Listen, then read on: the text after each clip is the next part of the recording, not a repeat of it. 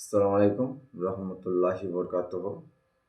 আমরা নমাজের ধ্যান দিই না কারণে যে আমরা হয়তো নমাজ পড়লাম, নমাজ পড়ে কত লোক সুন্নাত পড়ে, কত লোক সুন্নাত পড়ে না।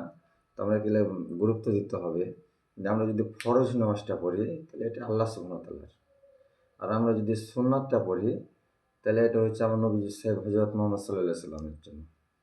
আর আমরা যদি তাহাজ্জুদ পড়ি তাহলে এটা হচ্ছে নিজের জন্য। এগুলো আমাকে গুরুত্ব দিতে হবে যে আমরা আমাদের নবীকে ভালোবাসি।